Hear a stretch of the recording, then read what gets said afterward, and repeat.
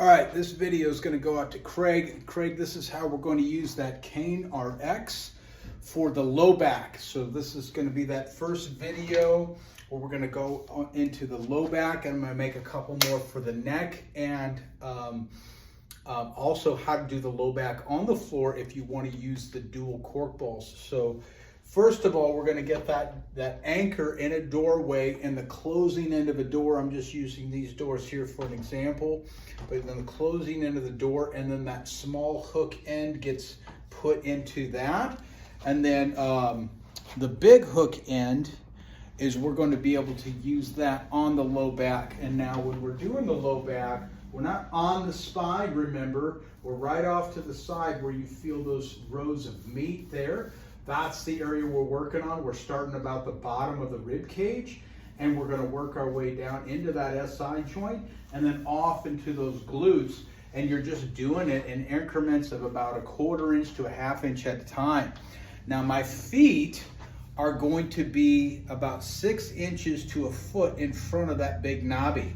So I'm going to be able to place that on the back there and then just walk my feet up until my feet are in front of that. So now I can just use gravity as I lean back into that, as opposed to being here and pulling myself back. I don't want to do that because that's going to make me contract in there. So we're going to just let gravity, just so I can passively get that stress on that area to that threshold. We're going to wait for that to fade. And then again, we just move it down a fraction of an inch. And we're just going to walk it right down into those joints there and then off into those glutes. And then as you get into the hip here a little more, you can just turn into it to get a better angle.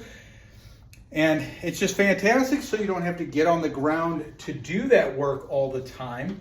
But I will tell you, I do love getting on the ground to use the dual cork balls when my back is not feeling so stiff and I'm working on maintaining, because this is just going to enable me to do both at the same time. So nice to have multiple options.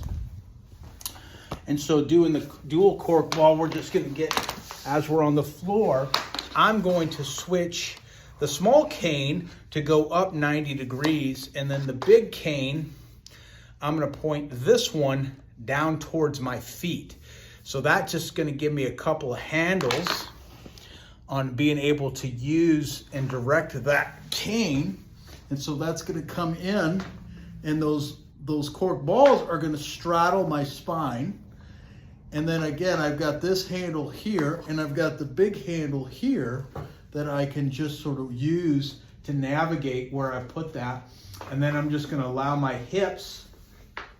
So if you see, I'm going to elevate my hips to get the balls where I want them. And then I'm just going to be able to lower my hips until I get to that threshold. And then I'm going to let that fade. And then I'm just going to work that down. And so same increment, about a 1/4 inch, 1/2 inch at a time. And then I can widen those balls out, or I can get them tighter together depending on where I'm at. I can widen them out, or I can get them closer together to just sort of refine what area I'm going to be working on. All right, so that's for the low back, and then next video will be for the neck.